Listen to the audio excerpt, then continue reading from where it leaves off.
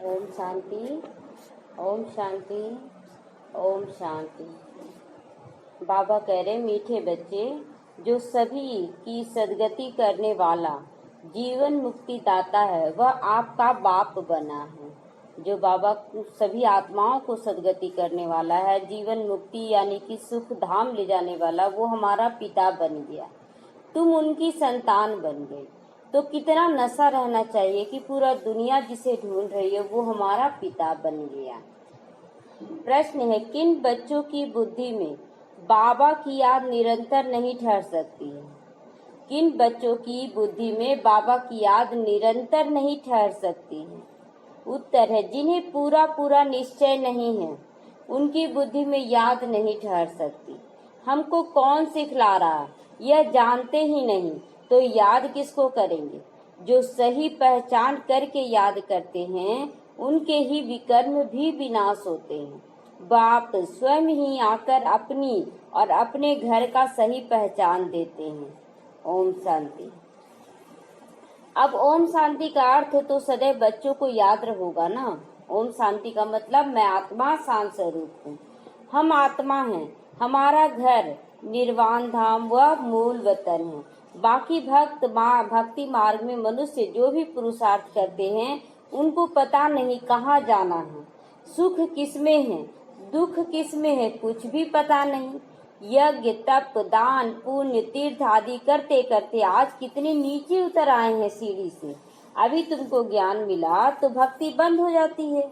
घंटे घड़ियाल आदि वह वातावरण सब बंद हो जाती। कितना घंटा बजाते थे, कितना भजन कीर्तन करते थे। बाबा कहता वो सब घंटी बजाना बंद हो गया, वो वातावरण ही समाप्त हो गया, हम शांति में आ गए।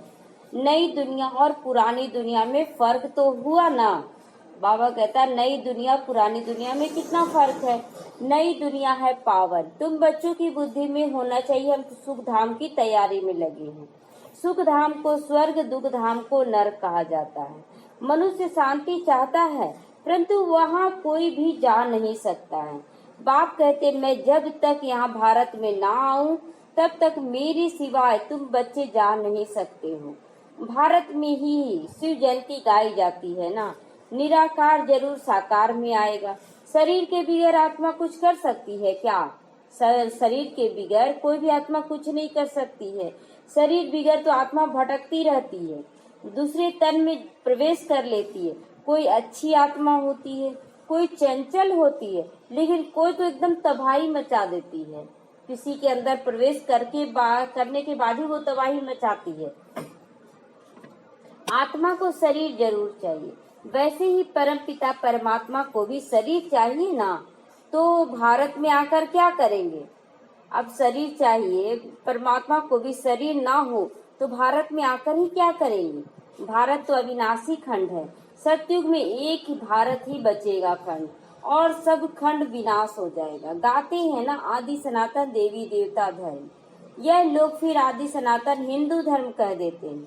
वास्तव में शुरू में कोई हिंदू नहीं होता है, देवी देवताएं होती है। यूरोप में रहने वाले क्या अपने आप को यूरोपियन कहेंगे क्या कि यूरोपीय धर्म है हमारा? वो लोग तो क्रिश्चियन कहते हैं ना कि हम क्रिश्चियन हैं, यूरोपीय धर्म नहीं कहेंगे। यूरोपीय धर्म कोई थोड़ा ही होता है। इसी तरह यहाँ भी हिंदुस्तान में रहने वाले हिंदू तो कह लेते हैं, लेकिन हिंदू कोई धर्म नहीं होता है। जो दैवी धर्म श्रेष्ठ थे वही 84 जन्म लेते लेते आज धर्म भ्रष्ट बनकर अपने आप को हिंदू कहलाने लगे। देवता धर्म के जो होंगे वो निकलते आएंगे। अगर निश्चय नहीं तो समझो इस धर्म के नहीं है। भले यहाँ बैठे होंगे तो भी उनकी समझ में कुछ नहीं आएगा। वहाँ कोई प्रजा में कम पद पाने वाला होगा।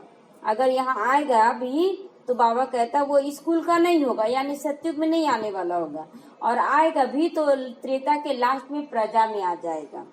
चाहते हैं सभी सुख शांति हो, वह तो होता है सतयुग में, यहाँ तो हो न सके। सब तो सुख धाम में जा नहीं सकते हैं। सब धर्म अपने अपने समय पर आते हैं। अनेक धर्म है, झाड़ वृद्धि को पाता रहता है। मूल है जड़, जड़ है देवी देवता धर्म।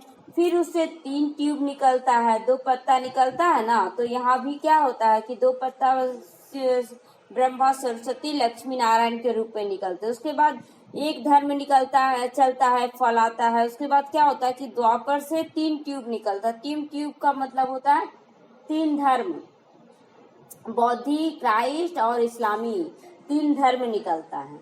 स्वर्ग में तो ये सब हो न सके, ये धर्म तो स्वर्ग में नहीं आएगा। द्वापर से लेकर नए धर्म निकलते, इनकी वैरायटी ह्यूमन ट्री कहा जाता है। ये ह्यूमन ट्री का वैरायटी है। विराट रूप अलग होता है, ये वैरायटी धर्मों का झाड़ बताया गया है। किस्म किस्म के फिर मनुष्य आते हैं।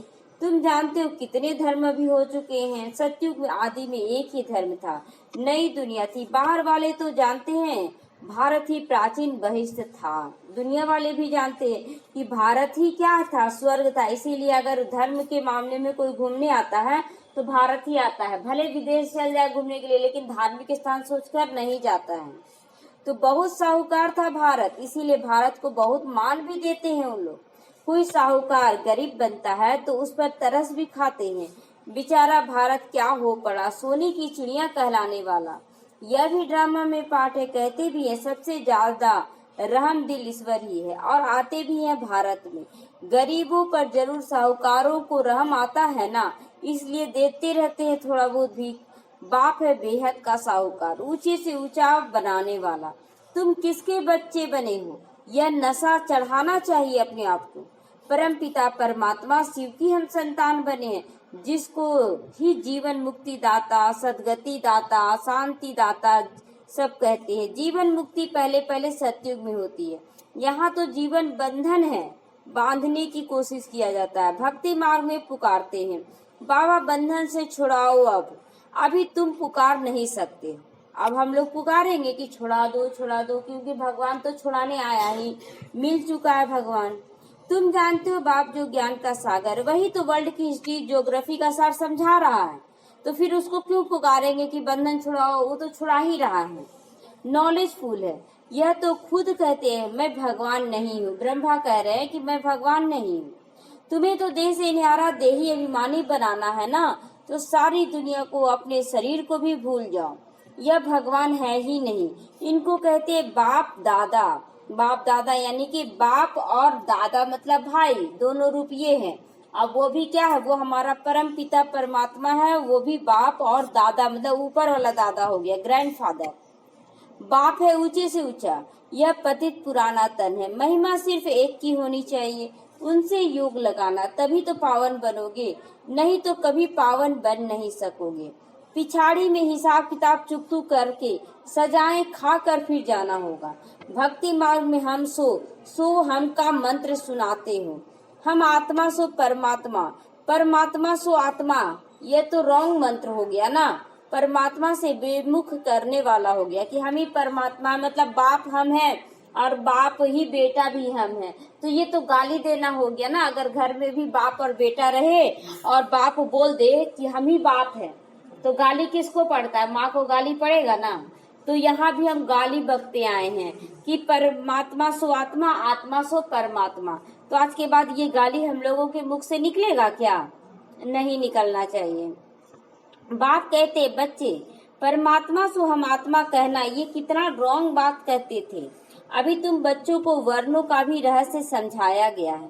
हम सो ब्राह्मण, फिर हम सो देवता बनने के लिए पुरुषार्थ कर रहे हैं। ये बात सही है कि हम ब्राह्मण बने, फिर देवता बनेंगे, फिर क्षत्रिय, वैश्य, शूद्र, फिर ब्राह्मण। ये चक्र चलता है, ना कि हम परमात्मा बन जाएंगे।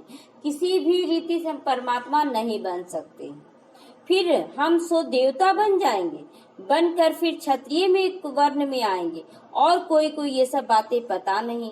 कैसे हम 84 जन्म लेते हैं, किस किस कुल में आते हैं। तुम अभी समझते हो हम ब्राह्मण हैं। बाबा तो ब्राह्मण नहीं है ना, शिव बाबा तो ब्राह्मण नहीं है। तुम ही इन वर्णों में आते हो। अब ब्राह्मण धर्म में अडॉप्ट किया है ना। अच्छा, अडॉप्ट बच्चों को ज्यादा प्यार किया जाता है कि जन्म दिया हुआ बच्चे को ज्यादा प्यार किया जाता है? एडॉप्ट किया हुआ, जो गोद लिया हुआ बच्चा, उसको लोग ज्यादा प्यार करता है कि जन्म दिया हुआ बच्चे को ज्यादा प्यार करेगा?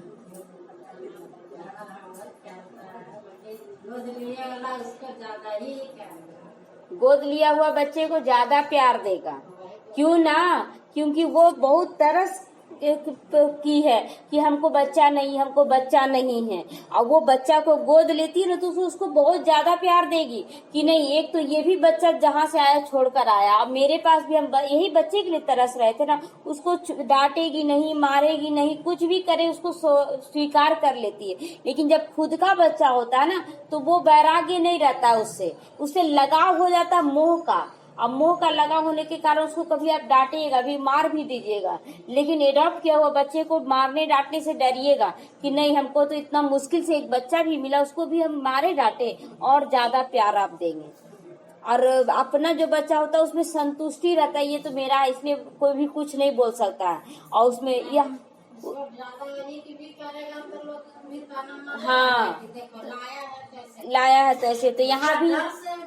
और दूसरा बात क्या है ना कि गोद लिया हुआ बच्चा से न्यारापन भी रहता है, अपनापन उतना नहीं रहता है कि चलो है बहुत ज्यादा हम प्यार भी दे रहे हैं, लेकिन न्यारापन भी रहता है कि मेरे कोख से नहीं जन्म है। तो इसी तरह परमात्मा के हम लोग एडॉप्टेड बच्चे हैं, गोद लिए हुए बच्चे हैं, तो अपना मतलब वो तो जन्म नहीं दे सकते, इसलिए प्यार बहुत दे रहे, क्योंकि इतने साल के बाद एडॉप्ट किए हैं ना, उतने दिन तक वो भी तरसा है अपने बच्चों के लिए, तो बहुत ज्यादा प्यार भी दे रहा है, लेकिन न्यारा भी है कि फिर मेरे बच्चे क्या उधर चले जाएंगे तो कोई फर्क नहीं पड़ता है बाबा को। तो शिव बाबा क्या है, हम लोगों को एडॉप्ट किया है, गोद लिया है। शिव अपना बच्चा नहीं ना, लौकिक बच्चा में मोह रहता है, मोह के कारण हम क्या करते हैं, उसको सजा भी दे देते हैं, अपने आप को भी कूटते रहते, कैसा बच्चा पैदा कर दिए, कुछ सुनता नहीं, लेकिन उस बच्चे के प्रति मोह नहीं रहता, लेकिन लगाव बहुत ज्यादा उसमें रहता है कि नहीं हम इसको कैसे अच्छा से अच्छा प्यार दें। शिव बाबा द्वारा प्रजापिता ब्रह्मा की संतान बने हैं, यह भी जानते हो निराकारी आत्माएं असली ईश्वरीय कुल की हैं।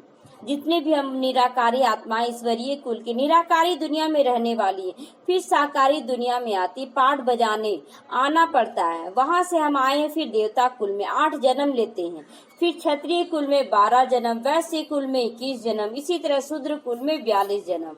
बाप समझाते तुमने इतने जन्म दैवी कुल में लिए, फिर इतने जन्म क्षत्रिय कुल में लिए, 84 जन्मों का चक्र है, तुम्हारे बिगड़ यह ज्ञान कोई और को मिल ना सके। जो इस धर्म के होंगे ना वही यहाँ आएंगे। राजधानी स्थापन हो रही है, कोई राजा रानी कोई प्रजा बन जाएगा। Suryavanshi Lakshmi Narayan the first second third 8 गद्दी चलती है, फिर क्षत्रिय धर्म में भी फर्स्ट सेकेंड थर्ड होगा। तो यह बातें बाप समझा रहा। बाबा कहता है कि फर्स्ट है नारायण, फिर लक्ष्मी सेकेंड है 2 हो गया, उसके बाद फिर 8 लोगों का गद्दी चलेगा, इनके बाद फिर 8 लोगों का गद्दी चलता है। तो इसी तरह क्षत्रिय धर्म में भी फर्स्ट सेकेंड थर्ड बैठेगा, क्षत्रिय धर्म में 12 जन्म में भी सब बैठेंगे। तो ज्ञान का सागर आते ये सब बातें समझाते कि कौन कैसे बैठेगा। 8 जो बोलते ना 8 की माला बन रही है, फिर 108 की माला बनेगी, 16,100 उस टाइप का राजा महाराजा भी बनेंगे। हम लोग आएंगे परिवार में, लेकिन राजा रानी बनने का वो सिस्टम चलेगा कि पहले सबसे ज्यादा कौन तैयारी किया।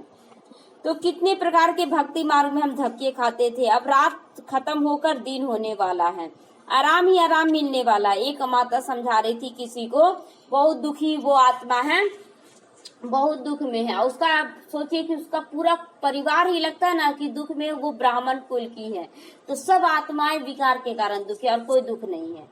तो वो सब आत्मा क्या है, अब ज्ञान में आने खोज रही है। तो बाबा दुख अगर नहीं होता तो फिर आती, बाबा को पहचानती, तो उन लोगों को एक ही सवाल पूछी कि अच्छा शुरुआत में आपको फूल मिलेगा, फिर जीवन भर काटा, और शुरुआत में फूल मिलेगा और शुरुआत में कांटा मिलेगा, लेकिन जीवन भर सुख मिलेगा, फूल मिलेगा, कौन सा रास्ता आप चुनेंगे।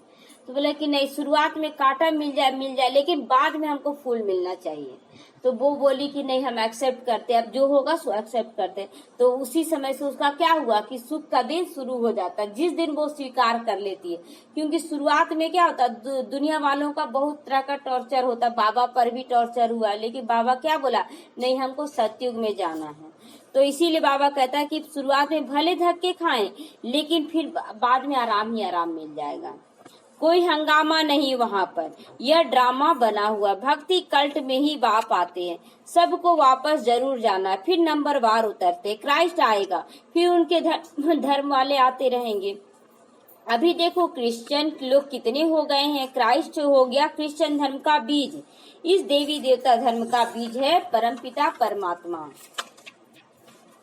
परमपिता परमात्मा शिव तुम्हारा धर्म स्थापन करते हैं, तुम्हारे धर्म का स्थापना करने आते हैं परमपिता परमात्मा। तुमको ब्राह्मण धर्म में किसने लाया है?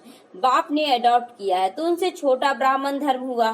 बाप ने अडॉप्ट किया तो उनसे छोटा ब्राह्मण धर्म निकला। ब्राह्मण धर्म सबसे छोटा होता है, क्योंकि इतनी करोड़ आत्माओं में केवल 33 करोड़ आत्मा ही आएगी। तो ब्राह्मणों की चोटी लेकिन गाई जाती, यह निशानी चोटी, फिर नीचे आओ तो शरीर बढ़ता जाता है। यह सब बातें बाप बैठ समझाते। बाबा कहता है कि हम क्या थे, पूरा दलदल में घुस गए थे। दलदल यानी कि धर्म कांड में पूरे रम गए थे, इतने सारे धर्मों में फंस गए थे। केवल एक बाल नजर आ रहा था, चोटी नजर आ रहा था। बाबा उस चोटी पकड़ कर ही ना निकाला।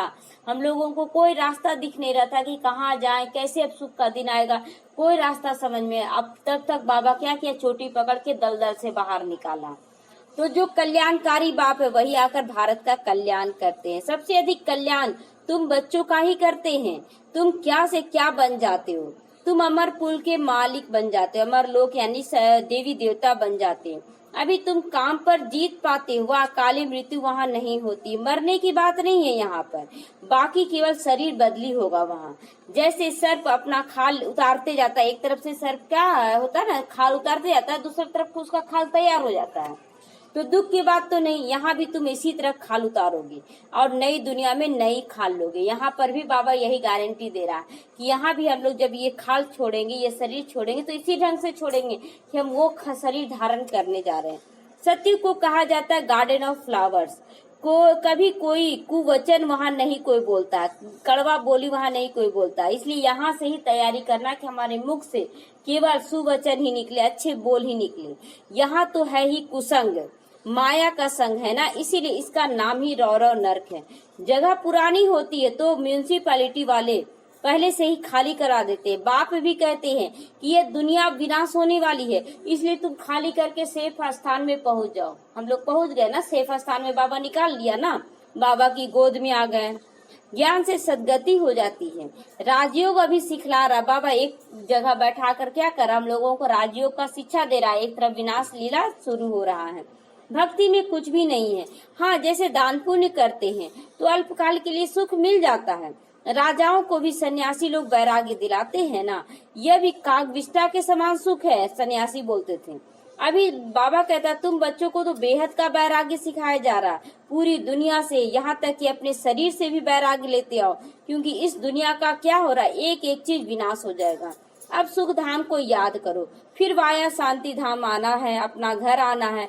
दिलवाड़ा मंदिर में हूबहू तुम्हारा इस समय का यादगार बना हुआ है। दिलवाड़ा मंदिर वो माउंट आबू पांडव भवन के पास है। तो वहां आप जब जाएंगे तो नीचे में तपस्या करते हुए दिखाता है, फिर थोड़ा सा ऊपर जाएंगे तो घुड़सवार, हाथी सवार, राजा महाराजा, राज सवार सब दिखाते हैं। उसके बाद ऊपर में थोड़ा सा और जाएंगे तो देवरानी जेठानी ये सब का लड़ाई दिखाते हैं। उसके बाद जब सब चीज से पार कर लेंगे ना, तब स्वर्ग का सीन, मतलब चारों तरफ से घूमते हुए आएंगे ना, तब बहुत सारा सोना में जो देवी को दिखाए वही हुआ स्वर्ग का सीन। हाँ, मंदिर बहुत सुंदर, ऊपर से आप देखेंगे ना तो एकदम सिंपल है, कुछ नहीं पता। यानी कि बाबा क्या दिखा रहा हम लोगों को कि हम लोग इस शरीर में रहते कितना साधारण है। तो इसीलिए बाहर वाले लोग क्या कर रहे थे, उसका विरोध नहीं कर रहे थे। अंग्रेज लोग जब आया ना तो देखता था कि बाहर से तो कुछ भी नहीं है, बाहर से दरवाजा लगा, लेकिन अंदर से इतना खूबसूरत बना हुआ है कि कहने का नहीं। उसका तो चित्र भेजे थे। हाँ, तो ये अंदर से बहुत सुंदर है। तो ये रहस्य भी क्या है कि अभी हम लोग साधारण तन में, अभी लोग नहीं पहचान रहा, तो क्या कर रहा है कि अगर उनके अनुसार चलते हैं और अंदर से बाबा के अनुसार चलते तो विरोध कम होता है। लेकिन अगर हम अपने स्वरूप को दिखा दे कि हम ये बनने वाले हैं, तो ये कर रहे हैं, तो विरोध ज्यादा होने लगता है। तो इसीलिए बाहरी रूप क्या करे, एकदम साधारण कर दे, और अंदरूनी अंदर का रूप क्या कर दे, एकदम अलौकिक कर दे। तो क्या होगा, विघ्न भी कम महसूस होगा। यादगार है ना, नीचे तपस्या में बैठे हैं, ऊपर में स्वर्ग है। नहीं तो स्वर्ग कहाँ से आया, मनुष्य मरते हैं तो कहते स्वर्ग पधारा। स्वर्ग को ऊपर में समझते, परंतु ऊपर में कुछ है नहीं। भारत ही स्वर्ग, भारत ही नरक बनता है। यह मंदिर पूरा यादगार है। यह मंदिर आदि में सब बाद में बनते हैं। बाबा कहता है यह मंदिर क्या है, लास्ट में अपने अनुभव से बनवाया जाता है, जैसे जैसे याद आता है। स्वर्ग में भक्ति तो होती नहीं कि जो वहाँ मंदिर बन जाए। वहाँ तो सुख ही सुख होता है। बाप आकर सब राज समझाते और सब आत्माओं के नाम बदल जाते हैं। शरीर बदलता है तो नाम बदल जाते हैं, परंतु शिव तो दूसरा शरीर लेते नहीं है, केवल एक ही शरीर अभी लिए हैं, तो उनका नाम शिव ही शुरू से अंत तक, इसीलिए उनका नाम सदा शिव भी कहते हैं। उनका अपना शरीर तो है नहीं, लेकिन शरीर के बगैर पढ़ाएंगे कैसे। प्रेरणा की तो कोई बात नहीं, अगर प्रेरणा दे दें तो कोई कुछ विचार उठा ले, कोई कुछ विचार उठा ले। प्रेरणा का अर्थ है विचार। तो ऐसे नहीं कि ऊपर से प्रेरणा करेंगे और पहुंच जाएंगे सतयुग में। इसमें प्रेरणा की कोई बात नहीं, इसीलिए बाप को भी शरीर लेकर ही पढ़ाना पड़ता है। जिन बच्चों को बाप की पूरी पहचान नहीं, पूरा निश्चय नहीं, उनकी बुद्धि में याद नहीं ठहरेगी। जिसको बाबा पे विश्वास नहीं है ना, तो उसकी बुद्धि में याद ठहरेगा नहीं। उसका बार बार मन क्या भागेगा, भक्ति करने का मन करेगा कि नहीं भक्ति ही ठीक था, भक्ति ही ठीक था। हमको कौन सिखला रही है, जानते नहीं तो याद किसको करेंगे। बाप की याद से ही तुम्हारे विकर्म भी विनाश होंगे। जो जन्म जन्मांतर के लिंग को याद करते समझते यही परमात्मा है, उनका यही चिन्ह है। वह निराकार साकार नहीं है, वो तो शिवलिंग को ही पूजा करने लग जाते हैं। बाप सब कहते मुझे भी प्रकृति का आधार लेना पड़ता है तुम बच्चों के लिए, नहीं तो तुमको सृष्टि के आदि मध्य अंत का राज कैसे समझाऊं। यह रूहानी नॉलेज है ना, रूहों की नॉलेज मिलती है। यह नॉलेज एक बाप ही दे सकता है। पुनर्जन्म तो लेना ही है। सभी एक्टर्स को पाठ मिला हुआ है। निर्वाण में कोई जा नहीं सकता बिना पवित्र बने, मोक्ष को भी नहीं पा सकता है बिना पवित्र बने। बाबा कहता है सतयुग तो दूर की बात है, मुक्ति धाम में भी पहुंचने के लिए बिना पवित्र बने कोई नहीं जा सकता है। हाँ, परम धाम जाना तो सारी आत्मा वहां जाएगी ना, तो इसीलिए बाबा कह रहा है कि मोक्ष तो कोई पवित्र बने बगैर जा ही नहीं सकता है। तो परम धाम कैसे, वैकुंठ कैसे जा सकता है। तो जब परम धाम जाने के लिए भी हमें पवित्र बनना है, तो क्यों ना हम पहले से पवित्र बनकर वैकुंठ के अधिकारी बन जाएं। तो जो नंबर 1 विश्व के मालिक बनते वही 84 जन्म में आते हैं। तो चक्र तो जरूर लगाना है। मनुष्य समझते हैं कि मोक्ष मिल जाता है, कितने मतांतर हो गए हैं। वृद्धि को पाते रहते, वापस तो कोई जाता ही नहीं। बाप ही 84 जन्मों की कहानी अभी समझा रहा है। बाप तुम बच्चों को पढ़, फिर बाप क्या कहता है कि तुम बच्चों को पढ़कर फिर दूसरों को पढ़ाना है। यह रूहानी नॉलेज तुम्हारे सिवा और कोई दे न सके, न शूद्र न देवताएं ही दे सकते हैं। बाबा कहता है कि केवल तुम ब्राह्मण बच्चे ही ये ज्ञान समझ सकते हो, दूसरों को समझा सकते हो। सतयुग में दुर्गति होती नहीं, नॉलेज मिले। अगर दुर्गति होता है तभी तो ज्ञान का जरूरत पड़ता है कि नहीं हम पढ़ें, कुछ अच्छा कर्म करें। यह नॉलेज है सदगति के लिए। अब सदगति दाता, लिबरेटर, गाइड एक ही मिला हमें।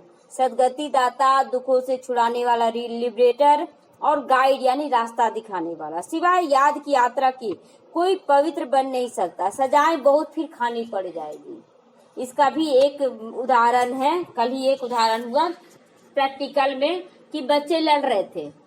4-5 बच्चे हो गए हैं, लड़ नहीं रहे थे, खेल रहे थे। अब खेलते खेलते क्या हुआ ना कि एक बच्चा क्या किया, दूसरे बच्चे को थोड़ा ढकेल दिया। नहीं, लड़ा नहीं था, बस खेल रहा था। खेलते खेलते मजाक में क्या किया ना, वो ढकेल दिया तो वो अपना बैलेंस खो दिया थोड़ा सा, उसको यहाँ चोट लग गया और दर्द हो गया ना। तो जो ढकेला था ना, तो मजाक में ढकला, लड़ाई करके नहीं ढकला था, मजाक में सोचा कि उसको ये करेंगे।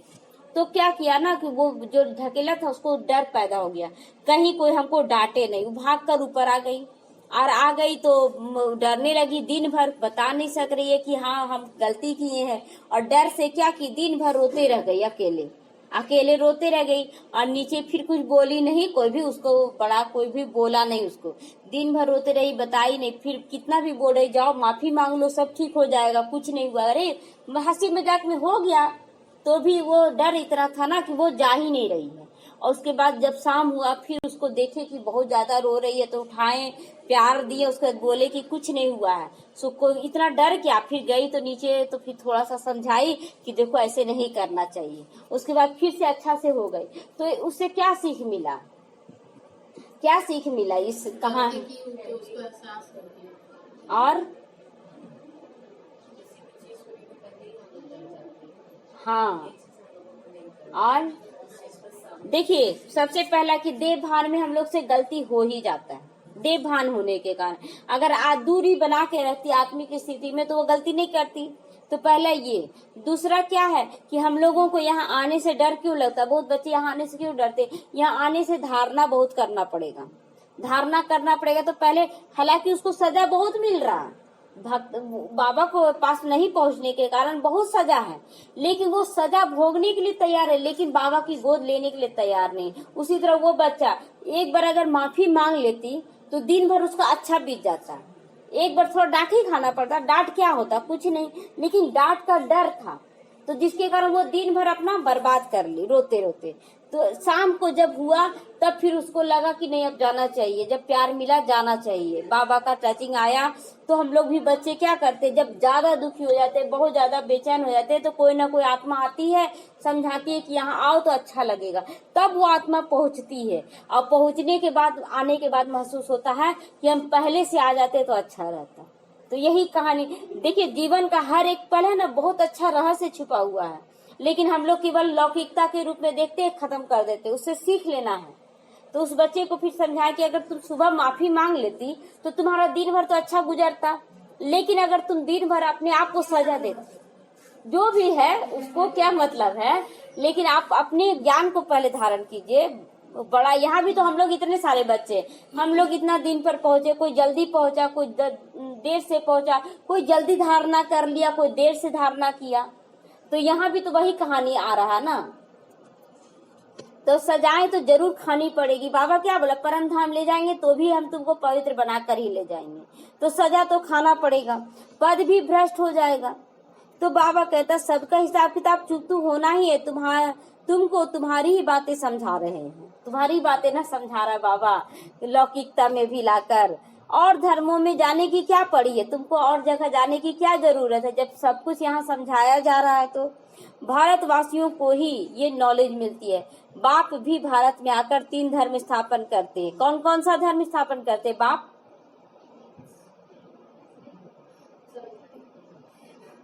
बाप 3 धर्म स्थापन करता है। एक तो सबसे पहला धर्म ब्राह्मण धर्म, इस समय हम लोग ब्राह्मण बने। फिर देवता धर्म यानी सतयुग में आने वाले। फिर क्षत्रिय धर्म। 3 धर्म की स्थापना परमात्मा कराता है त्रेता तक का, संगम युग से त्रेता तक का। तो अभी तुमको शूद्र धर्म से निकाल लिया ना, ऊंचे कुल में ले गए। सबसे ऊंचा कुल है ब्राह्मण। वैसे तो द्वापर में बनेंगे, हाँ, वह है नीच पतित कुल शूद्र। अब पावन बनने के लिए तुम ब्राह्मण निमित्त बनते हो। इनको रुद्र या ज्ञान यज्ञ कहा जाता है। रुद्र शिव बाबा ने यज्ञ रचा। इस बेहद के ज्ञान यज्ञ में सारी पुरानी दुनिया स्वाहा हो जाएगी, फिर नई दुनिया स्थापन होगी। पुरानी दुनिया खत्म होनी, यह नॉलेज लेते ही हो नई दुनिया के लिए। देवताएं परछाई पुरानी दुनिया में नहीं पड़ती, देवताओं की परछाया भी पुरानी दुनिया में नहीं आ सकती। लोग सोचते नहीं यहीं पर देवी देवता बन जाएंगे, लेकिन कुछ ना कुछ बुराई रहता ही है। ये अंतिम समय में हम पूरा संपूर्ण बनेंगे, और जैसे ही संपूर्ण बनेंगे शरीर छूट जाएगा। तो ये बाबा कहता छाया भी उसका नहीं आ सकता। तुम बच्चे जानते हो कल्प पहले जो आए होंगे वही यहाँ आकर नॉलेज लेंगे। सबको हम लोग जिद करते हैं तुम आ जाओ, हाँ, संपूर्ण बनते बनते ही बहुत चीज अनुभव करवाएंगे बाबा यहाँ पर आपको।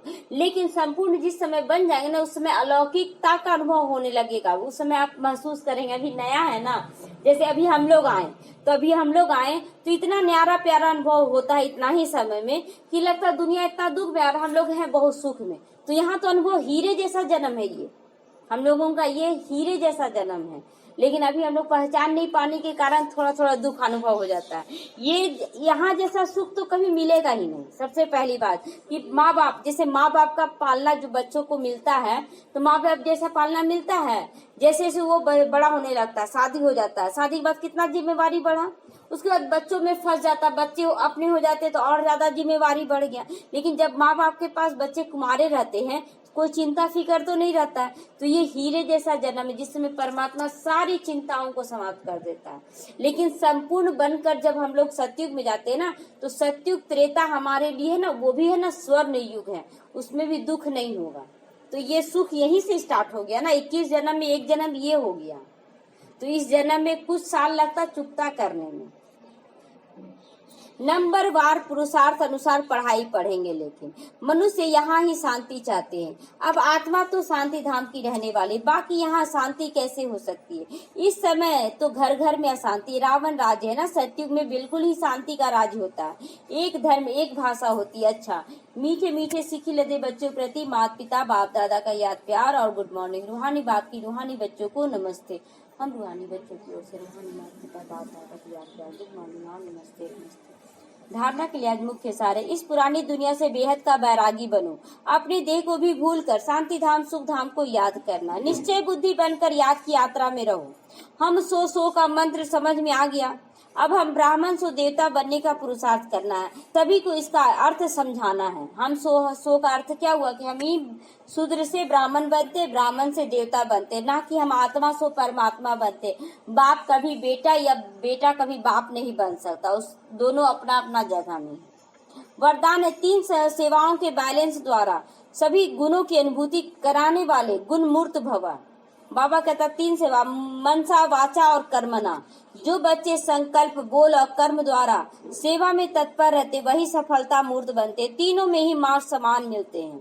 सारे दिन में तीनों सेवाओं का बैलेंस बनाकर चलो। बाबा बच्चे सोचते हैं ना कि केवल स्थूल सेवा ही करेंगे तो हम महान बनेंगे, नहीं। मनसा सेवा भी अगर आपका पावरफुल है और आप गुण धारण करके भी सेवा कर रहे हैं, वो भी पावरफुल है, तो बाबा कहता सब नंबर बराबर होगा। स्थूल सेवा शरीर से सेवा, जैसे घर में रहते हम मनसा वाचा कर्मना एकदम शांत होकर कर्म कर रहे हैं, अलौकिकता को धारण कर रहे हैं, जो बाबा दे रहा धारणा, तो उसको धारण करते भी चल रहे। जैसे यहाँ पर एक होता सेवा कि हम सेंटर चला लें, बहुत सारे बच्चों को जा जाकर ज्ञान सुनाएं, और जिसको फुर्सत है वो तो जा नहीं पा रहा, तो घर पर ही अपने आप को इतना अलौकिक बना ले, तो आपके एक द्वारा ना बहुत सारी आत्माओं का सेवा हो जाएगा। क्योंकि आप धारणा करके दिखा रहे हैं ना कि हम देखो कैसा थे और कैसा बन गए हैं। पहले हम रोते रहते थे, आज हम हंस रहे, उससे भी सेवा होगा। तो एक दूसरे को बाप के गुणों का, स्वयं की धारणा के गुणों का सहयोग देकर गुण मूर्त बनना है, क्योंकि गुण दान सबसे बड़ा दान है। पहले खुद को हम तैयार करेंगे तब तो दूसरों को बताएंगे कि देखो हम यहाँ आए तो कैसा से कैसा बन गए। पहले हम रोते थे, आज हम हंस रहे हैं, तो ये भी तो एक सेवा हुआ ना। आज का स्लोगन है निश्चय रूपी फाउंडेशन को पक्का करो। पहले जड़ को पक्का करना है। अगर देखिए कोई भी बीज लगाते हैं, अगर जड़ पक्का हुआ तो पेड़ फिर बढ़ने लगता है, और जड़ अगर कमजोर है तो थोड़ा सा बढ़ा, उसके बाद वो हवा पानी से क्या होता है, खत्म हो जाता है। तो पहले जड़ को पहले मजबूत करें, यानी पहले मन को मजबूत करें, आत्मा को मजबूत करें, उसके बाद तो धारणाएं अपने आप हो जाएगा, बाहरी धारणा। तो निश्चय रूपी फाउंडेशन पक्का हो तो श्रेष्ठ जीवन का अनुभव अपने आप होने लगेगा कि हम कितना महान आत्माएं हैं। ओम शांति। एक चीज और है अभी इसमें कि देखिए हम लोगों को बाबा साहब पहले क्यों चुना। परिवार बहुत बड़ा परिवार था, परिवार में हम बच्चे पहले क्यों चुने गए, और भी सदस्य थे, क्यों चुने गए? इसका 2 कारण है। पहला कारण है कि उस परम पिता परमात्मा को हमारे अंदर बहुत ज्यादा विश्वास है कि इस आत्मा में इतना ताकत है कि इसके द्वारा हम सभी आत्माओं को अपने कुल में शामिल कर सकते हैं, अपना बच्चा बना सकते हैं। इसके अंदर इतना सहन शक्ति है कि सब कुछ सह कर भी अनेक आत्माओं को ज्ञान में ला सकती है। इसलिए परम पिता परमात्मा ने हम लोगों को विशेष रूप से चुना पहली बार। दूसरा विश्वास क्या है कि जैसे हमारे घर में एक जगह परिवार में ना कि 3 बच्चे हैं, 3 बच्चों में ना 2 बच्चों को जबरदस्ती खुद पढ़ाया जा रहा है, वो पढ़ भी रहे हैं।